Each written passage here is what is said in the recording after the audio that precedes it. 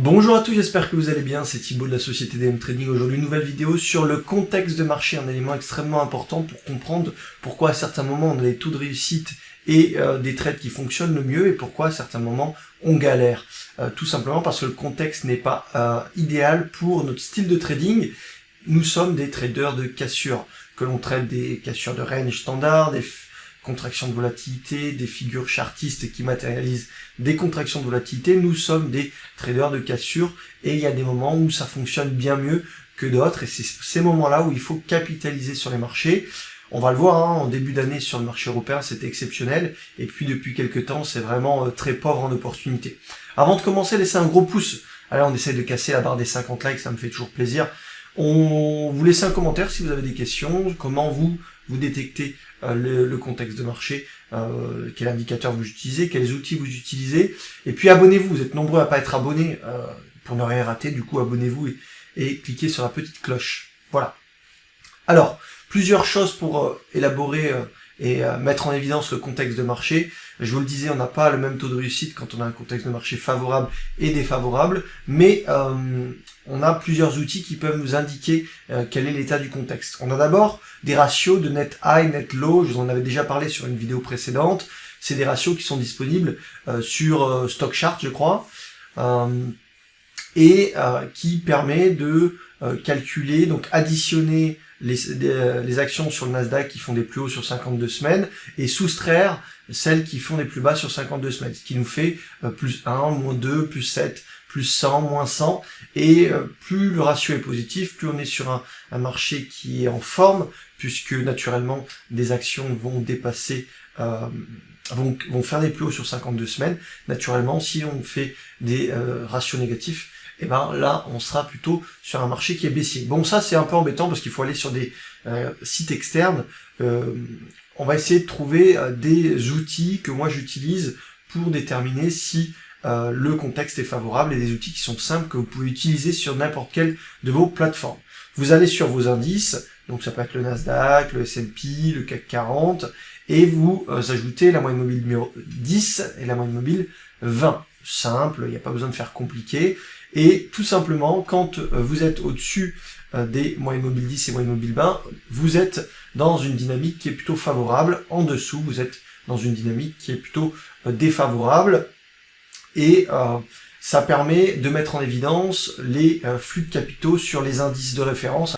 Évidemment, sur les indices de référence, il y a des pondérations qui ne sont pas, disons, justes, puisque vous avez certaines grosses caps, méga caps, qui vont représenter peut-être 3, 5, peut-être 10% de l'indice. Donc c'est pas représentatif de l'état global du marché, mais quand même, quand cet indice performe, vous pouvez vous attendre à ce que vous ayez l'ensemble du marché qui cartonne. Des fois, il y a évidemment des pièges, dans le sens où ça peut être juste les méga caps qui cartonnent et le reste du marché est en difficulté. Mais vaut mieux être dans le sens des méga caps plutôt que de ne pas être dans le sens du marché global. Donc, vous rajoutez une moyenne mobile 10, une moyenne mobile 20. Quand le prix est au-dessus de ces deux moyennes mobiles, vous êtes haussier, et quand les deux moyennes mobiles sont l'une au-dessus de l'autre, donc comme ici, par exemple, la moyenne mobile 10 est supérieure à la moyenne mobile 20, vous êtes simplement dans un biais haussier. Okay, quand elle se croise ici, vous êtes dans un biais baissier, et ainsi de suite. Donc, c'est pas compliqué du tout. On peut simplement rajouter des zones de remplissage sur Real-Time, mais je suppose que vous pouvez le faire également sur TradingView ou d'autres plateformes, qui vous permet de mettre en évidence les zones où le marché est haussier, et c'est là où nous, en tant que traders de cassure, on doit absolument travailler. La cassure a mauvaise réputation, c'est un setup qui marche pas, entre guillemets. Ça marche pas la majorité du temps quand le marché n'est pas dans de bonnes dispositions. Par contre, quand ça marche, quand le marché est dans de bonnes dispositions, ça marche très bien, et ça permet surtout d'avoir des gros risk-reward, parce qu'on peut se permettre d'avoir des stops extrêmement courts. Alors quoi qu'il arrive, n'importe quel setup sera évidemment plus performant dans un marché haussier que dans un marché baissier, ça va de soi. Donc notre but, c'est d'éviter les jambes baissières et de travailler uniquement les jambes haussières.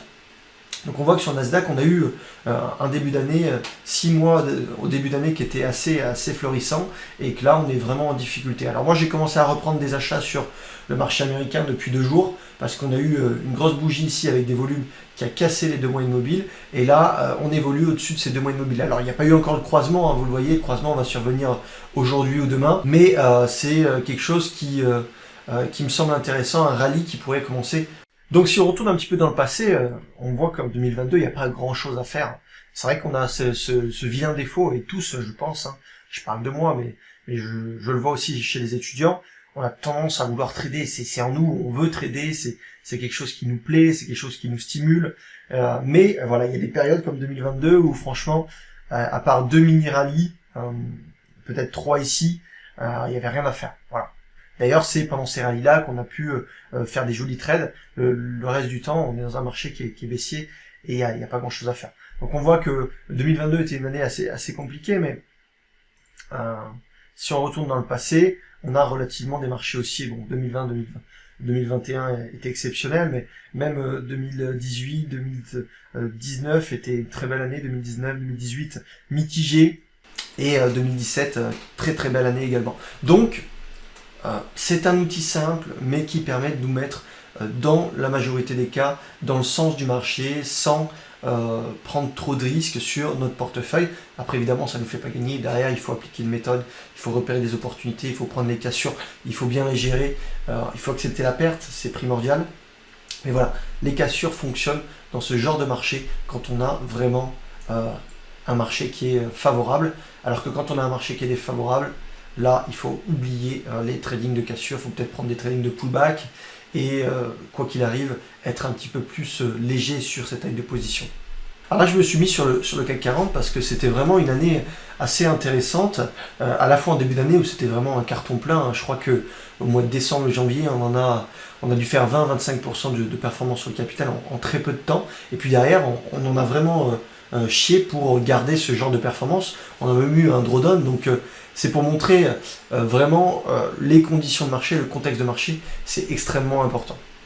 On voit qu'ici, fin 2022, on a eu un premier rallye sur le marché européen, français, et puis derrière, ces 2 jambes haussières qui nous ont permis, entre autres, de travailler JC Déco, Pierre Vacances, on avait du Trigano, on avait du Natixis, on avait du Technip Énergie, on avait toutes sortes d'actifs qui étaient poussés par le contexte de marché. Aujourd'hui, le CAC 40 est vraiment en difficulté depuis quelques mois, et on est carrément dans un contexte qui est baissier, donc il n'y a pas grand chose à faire, si ce n'est peut-être prendre quelques trades et quelques opportunités isolées, disons. Donc voilà, c'est une astuce qui est simple, mais ça permet de nous tenir à l'écart 90% du temps des marchés qui sont un petit peu foireux, et ça permet de surfer sur les actifs quand il y a du contexte de marché dans l'autre sens.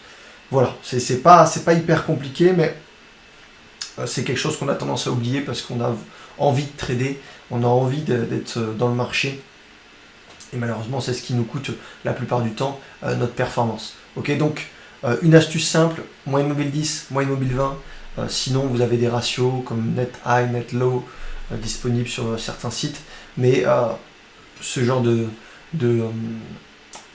d'outils, d'indicateurs fait largement le travail.